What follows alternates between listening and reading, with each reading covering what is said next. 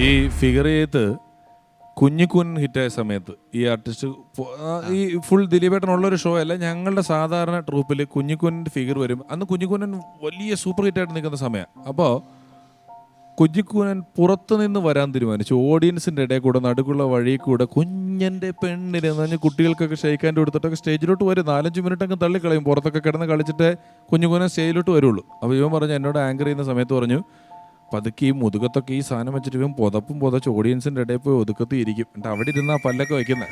അപ്പം ഞാൻ അവിടെ ചെന്നിരിക്കും. നീ ഇപ്പം മിമിക്സ് പരേഡ് തുടങ്ങിയാൽ ഈ സിനിമാ നടന്മാരുടെ അനുകരണമൊക്കെ കഴിഞ്ഞാൽ പിന്നെ വലിയ ദൂരമില്ല, ഷോ മൊത്തത്തിൽ തീരുമല്ലോ. അപ്പം എന്നെ സ്റ്റേജിൽ നിന്ന് വിളിച്ചാൽ മതി, നിങ്ങളുടെ ഇടയിൽ നിന്നും ഇനി ഒരു സൂപ്പർ സ്റ്റാർ വരികയാണ് കുഞ്ഞിക്കുവനെന്ന് പറയണമെന്നൊക്കെ പറഞ്ഞു. എൻ്റെ ഈ പുതിയ സ്റ്റാറായിട്ടാണ് ഈ കുഞ്ഞിക്കുവനൻ കയറിയേക്കുന്നത്. ഇത് നമ്മുടെ ഷോയിൽ സ്ഥിരമില്ലായിരുന്നു. അപ്പോൾ പടം ഇറങ്ങിയിട്ടേ ഉള്ളൂ. ഇവനിത് പുതുതായിട്ട് കൊണ്ടുവന്നതാണ്. ഞാൻ സ്ഥിരം ഓർമ്മയ്ക്ക് ഈ കുഞ്ഞിക്കുവനെ വിളിക്കാൻ മറന്നുപോയി. ഇവൻ പോയി പുതച്ചിട്ട് ആൾക്കാരുടെ കൂട്ടത്തിൽ ഇടയിൽ ഇരിപ്പുണ്ട്. ഞാനിത് മറന്നുപോയി. നമ്മുടെ അനുകരണം മുഴുവൻ കഴിഞ്ഞു. ഇനി 1 മിനിറ്റ് കഴിഞ്ഞാൽ ഷോയും കഴിയും. ഇവൻ ഇപ്പം വിളിക്കൂ എന്നോർത്ത് അവിടെ ഇരിക്കുന്നുണ്ട്. ഞാനിത് മറന്നും പോയി.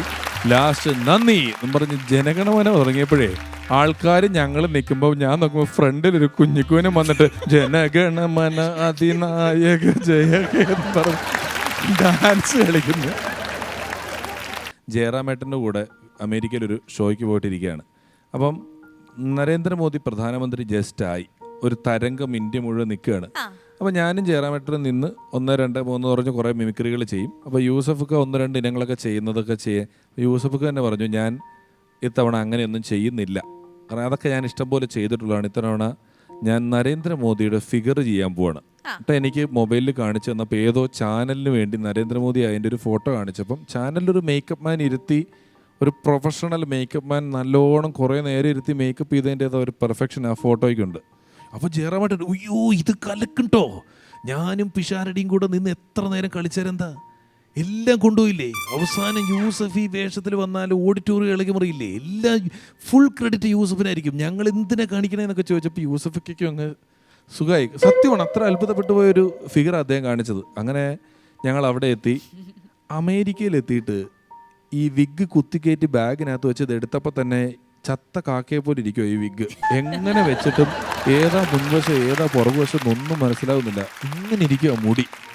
താടി ഒട്ടിച്ചിട്ട് ഒരു രക്ഷയില്ല. താടിയും വേറെ എന്തോ ഒരു താടി, കണ്ണാടി, ജുബ്ബ, അതിൻ്റെ പുറത്തൊരു കോട്ട്, ഇതൊക്കെ ഇട്ടിട്ട് യൂസഫൊക്കെ ഓഡിയൻസിൻ്റെ ഇടയിൽ നിന്നാണ് പതിവ് പോലെ വരുന്നത്. അപ്പം എന്നോടൊരു വാതിലൊക്കെ പറഞ്ഞു. ഞാൻ രൂഹം വെച്ചു. കുറേ വാതിലുണ്ട് അവിടുത്തെ ഓഡിറ്റോറിയത്തിൽ. അതിലെ വരും. അതല്ല, ഓഡിറ്റോറിയം ഇങ്ങനെ സ്റ്റെപ്പാണ്, ഇങ്ങനെ ബാക്കിലോട്ട് ആൾക്കാരിരിക്കുന്നത്.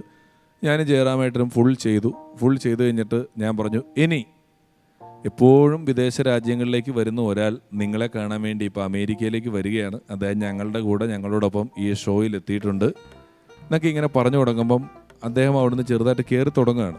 മോദി കയറി തുടങ്ങി. ഞാൻ ഇങ്ങനെ അങ്ങോട്ട് ചൂണ്ടി. പക്ഷെ ആ വാതിലിൽ കൂടി അല്ല പുള്ളി വന്നത് ഇപ്പുറത്തെ വാതിലിൽ കൂടിയാണ്. ആൾക്കാർ അങ്ങോട്ട് തിരിഞ്ഞു. ആൾക്കാർ മുഴുവൻ അങ്ങോട്ട് തിരിഞ്ഞപ്പോൾ അവിടുന്ന് ആരും വരുന്നുമില്ല. ഇവിടെ നിന്നും ഒരു വൃദ്ധൻ, അല്ലാതെ നരേന്ദ്രമോദി ഇല്ല, ഒന്നുമില്ല, ഒരു വൃദ്ധൻ സ്റ്റേജിലോട്ട് ഇങ്ങനെ വന്നപ്പോൾ ഈ പടിയാണല്ലോ, 2ാമത്തെ പടിയിൽ തന്നെ പുള്ളി ഈ പടി പ്രതീക്ഷിച്ചില്ല. ഇങ്ങനെ അതുമല്ല, കണ്ണാടിയും വെച്ചപ്പം ഈ കണ്ണാടി വെച്ചിട്ട് പടി കയറുമ്പോൾ ഒരു കണക്കുകേട് അല്ലെങ്കിലേ ഉണ്ട്. അതിൻ്റെ കൂട്ടത്തിൽ ഈ കണ്ണാടിയും ഓഡിയൻസിൻ്റെ ഇടയിലെ ലൈറ്റ് കുറവും എല്ലാം കൂടിയായിട്ട് ഈ പുള്ളി മുഖം തല്ലി വീണ ഉടനെ അമേരിക്കയിലാണ്ട് എല്ലാവരും ഈ കോട്ടൊക്കെ ഇട്ടിട്ടല്ലേ പരിപാടി കാണാൻ വന്നേ. ഏതോ ഒരു വൃദ്ധൻ ഷോ കാണാൻ വന്ന വൃദ്ധൻ വീണു എന്ന് ഓർത്തിട്ട് വീണതൻ 2-3 പേര് പുള്ളിനെ പിടിച്ചുകൊണ്ട് ഓഡിറ്റോറിയത്തിൻ്റെ പുറത്തേക്ക് പോയി. പുള്ളി എന്നൊക്കെ കാണിക്കുന്നുണ്ട്. അപ്പോൾ ഇയാളോർത്ത് വീണതിൻ്റെ വേദനയ്ക്കാന്നോർത്ത് ഇവർ ഇതിനെ പിടിച്ചുകൊണ്ട് പുറത്തേക്ക് കൊണ്ടുപോയി, ഓഡിറ്റോറിയത്തിൻ്റെ പുറത്തേക്ക്. ഞങ്ങൾക്കാണല്ലോ ഇത് മോദിയാണെന്ന് ഇത്രയും പറ്റിയെന്ന് സ്റ്റേജിൽ നിന്ന് മനസ്സിലായിട്ടോ. പക്ഷേ ഇത് ഞങ്ങളുടെ കൂട്ടത്തിൽ ഇത് മൈക്കിൽ കൂടെ ഒന്നും പറയാൻ വയ്യ. ഇതിൻ്റെ ക്ലൈമാക്സ് പാളി എന്നൊക്കെ പറഞ്ഞു കഴിഞ്ഞിട്ട് ഞാൻ നോക്കുമ്പോഴേ ജയറാമേട്ടൻ എൻ്റെ പുറകിൽ വന്നിട്ട് മോദി പാളിട്ടോ, മോദി പാളി എന്നും പറഞ്ഞൊരു ഒറ്റ ഓട്ടം. ഈ സ്റ്റേജിൻ്റെ ബാക്കിൽ കള്ളു കുടിക്കുന്ന ആളുകൾക്ക് കള്ളു കുടിക്കാൻ അവസരങ്ങൾ കുറവാണല്ലോ. ഒരു ഫേമസ് ആർട്ടിസ്റ്റ് ഒരു ദിവസം ഞാൻ നോക്കിയപ്പോൾ പുള്ളിക്കൊരു പേഴ്സണൽ മേക്കപ്പ് മാനുണ്ട്. ഈ സ്പ്രേ ഒക്കെ അടിച്ച് ഇടയ്ക്കിടയ്ക്ക് ചെയ്തു കൊടുക്കാനായിട്ട്. പുള്ളി അടിക്കുന്നുണ്ട്. അവിടെ എവിടെയും സ്മോളും ഇല്ല, ഒന്നുമില്ല. പുള്ളിക്ക് മാത്രം സ്മോൾ കിട്ടുന്നുണ്ട്. പുള്ളി ഇടയ്ക്കിടയ്ക്ക് റീചാർജ് ചെയ്യുന്നുണ്ട്. ഞാൻ ഇത് എവിടുന്നാന്ന് അറിയാൻ വേണ്ടിയിട്ട് ഇങ്ങനെ നോക്കി നടക്കുമ്പോഴേ പുള്ളി മുഖത്തടിക്കുന്ന സ്പ്രേ ഇല്ലേ, അതിൽ സാധനം മിക്സ് ചെയ്ത് വെച്ചേക്ക ഇടയ്ക്കിടയ്ക്ക് അത് വായിലേക്ക് വെച്ചിട്ട് പറഞ്ഞിട്ട് നമ്മളോർക്കും അടി നടക്കുവന്ന് സ്പ്രേ അടിച്ചിട്ട് പോവാ. നമ്മുടെ ഹരിശ്രീ യൂസഫിനെ എയർപോർട്ടിനടുത്തുള്ളൊരു ഹോട്ടലിൽ കഴിച്ചുകൊണ്ടിരിക്കുമ്പം നമ്മുടെ അബീക്ക കൊണ്ടായിരുന്നെങ്കിൽ നമുക്ക് ഈ പരിപാടിയിൽ ഉറപ്പായിട്ടും ഗസ്റ്റായിട്ട് വരുന്ന ഒരാളാണ്. നമ്മളെ വിട്ടുപോയി. അബീക്ക അദ്ദേഹത്തിൻ്റെ ഒരു സെൻസ് ഓഫ് ഹ്യൂമർ വളരെ വലുതാണ്. ഹരിശ്രീ യൂസഫിക്ക അവിടെ ഇരുന്ന് ഭക്ഷണം കഴിച്ചുകൊണ്ടിരുന്നപ്പോൾ യാദൃശ്യമായിട്ട് അബീക്ക അവിടെ എത്തിയപ്പം യൂസഫിനെ കണ്ടിട്ട് യൂസഫേ നീ എവിടെ പോവാടാ എന്ന് ചോദിച്ചു. ഞാൻ ദുബായിക്ക് പോകുന്നിക്ക. നീ ദുബായിക്ക് പോകുന്ന എന്താണ് അവിടെ നിനക്ക് പ്രോഗ്രാം ഉണ്ടോ? അല്ലിക്ക എനിക്ക് അവിടെ ഒരു ഉദ്ഘാടനമുണ്ട്, അതിനുവേണ്ടി പോവാ. നീ ഉദ്ഘാടനത്തിന് പോവാണോ ദുബായ് വരെ? ദുബായിൽ ഒരു കടയുടെ ഉദ്ഘാടനം, എന്നെ വിളിച്ചു. ദുബായിൽ സാമ്പത്തിക മാന്ദ്യം ഉണ്ടെന്ന് കേട്ടു, അത് ഇത്ര രൂക്ഷമാണെന്ന് ഞാൻ അറിഞ്ഞില്ല.